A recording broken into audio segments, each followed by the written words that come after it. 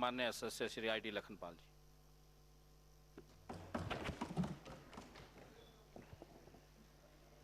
माननीय सभापति महोदय, माननीय सदस्य श्री विपिन सिंह परमार जी, नियम 130 के तहत जो स्वास्थ्य को लेकर यहाँ प्रस्ताव रखा है उस पर बोलने के लिए खड़ा हूँ।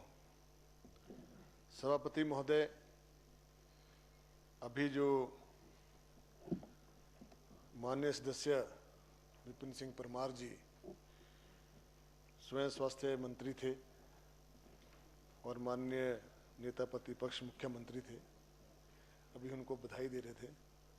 अगर आप इनको 5 साल रखते तो शायद ये समय आपको देखने को न मिलता। आपने भी तुरंत इनको हटाया और स्पीकर बना दिया, और वो पीड़ा इनके मन से आज यहाँ झलक रही थी कि मैं कर नहीं पाया कुछ। ये करना चाहते थे लेकिन आपने करने नहीं दिया, और फिर अब वो पीड़ा यहाँ पे आज इनकी साफ झलक रही थी। माननीय सभापति महोदय, जो स्वास्थ्य के संदर्भ में यहाँ पर बातें हुई है हिम केयर और आयुष्मान भारत को लेके, ये कोई नई योजनाएं नहीं थी जो आपने लाई। आपने भी इनके नाम बदले, प्रधानमंत्री स्वास्थ्य योजना और मुख्यमंत्री स्वास्थ्य योजना, सब ठीक थी। वो अलग बात है, वो आपने मानना नहीं है।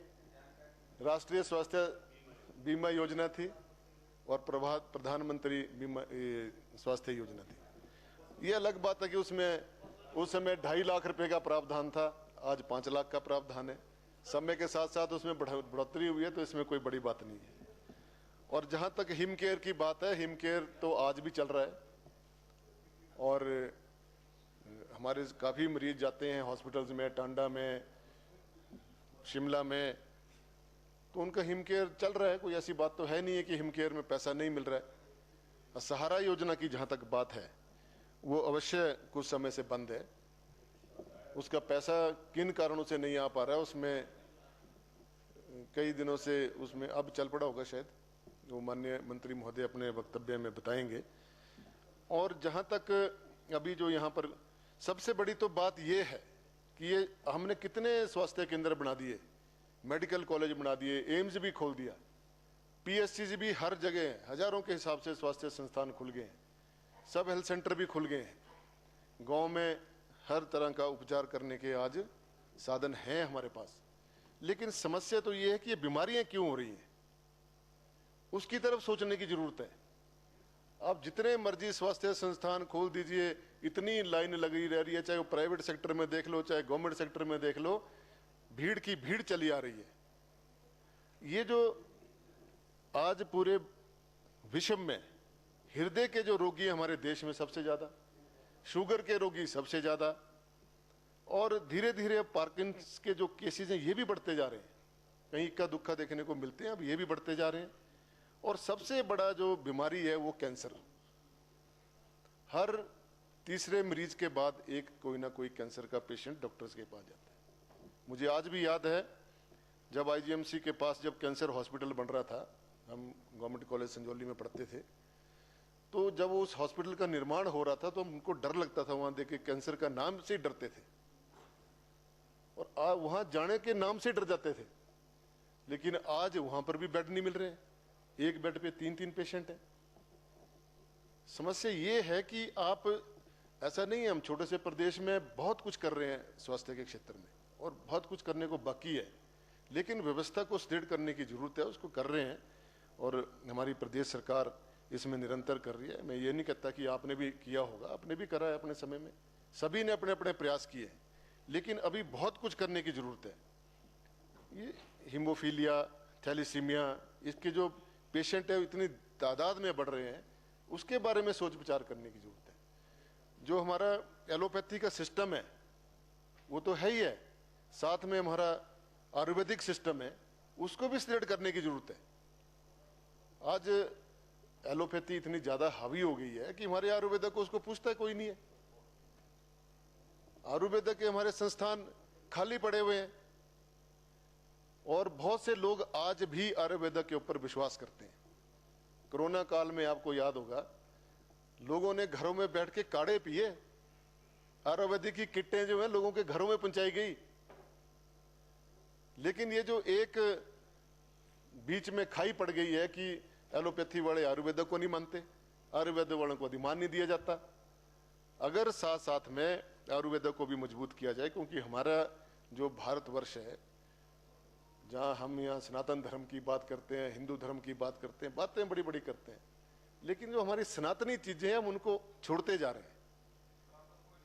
सनातन को मानते तो हैं, लेकिन वो सिर्फ ने क्यों नहीं मानते हैं? सब मानते हैं, सब सनातनी है। माननीय मुख्यमंत्री भी मानते हैं, हम भी मानते हैं, लेकिन मेरा मूल जो उद्देश्य कहने का मतलब यह है कि हम इसको सिर्फ प्रचार में इसको सनातन धर्म को ज्यादा लाते हैं, लेकिन व्यवहारिकता में हम कहीं इसको प्रयोग नहीं कर रहे हैं। आज होम्योपैथी के अंदर बहुत सारे इलाज हैं। अगर देखा जाए जो होम्योपैथी में हड्डियों का, चर्म रोग के बहुत बड़े इलाज हैं, बहुत अच्छे अच्छे डॉक्टर्स हैं उसमें जो हड्डियों का इलाज करते हैं, उसमें भी प्रावधान है। तो ये जो सारे जो हमारे आयुर्वेदा तो हमारे देश से शुरू हुआ।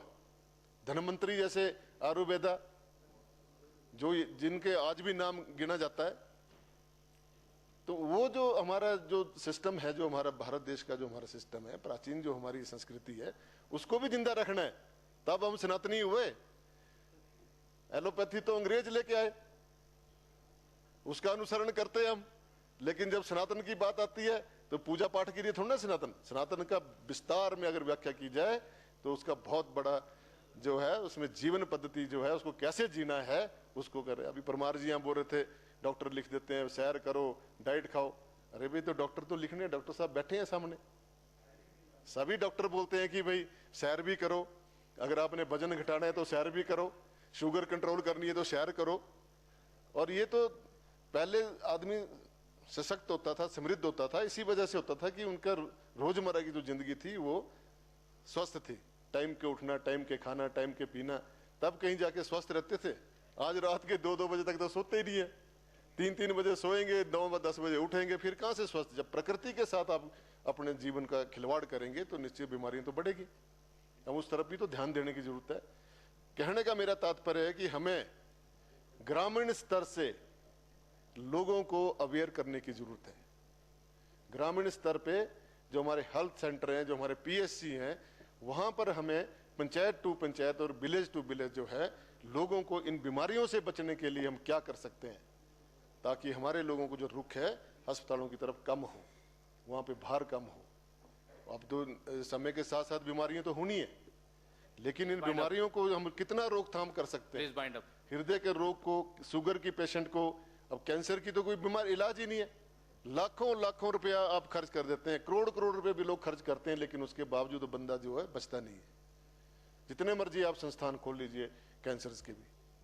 तो कहने का मेरा ये तात्पर्य है कि हमें ग्रामीण स्तर पर जो है लोगों को अवेयर करने की जरूरत है, और खान पान की व्यवस्था को ठीक करने की जरूरत है, और अपनी जो जीवन शैली है उसको बदलने की जरूरत है, तभी ये सारी चीजें हो पाएंगी। बाकी जो सरकार है, सरकार तो कर ही रही है, सभी कुछ होगा समय के आने के साथ साथ।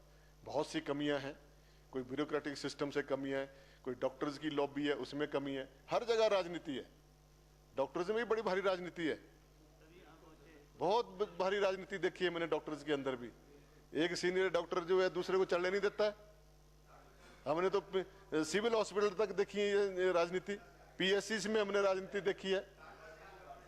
ये अच्छा हुआ कि टाइम के आगे इनको पता है सारा, इनको पता है सारा कि राजनीतिक हस्तक्षेप कितना ज्यादा होता है, और वो राजनीतिक हस्तक्षेप के चलते चलते खुद भी राजनीतिज्ञ बन गए हैं डॉक्टर।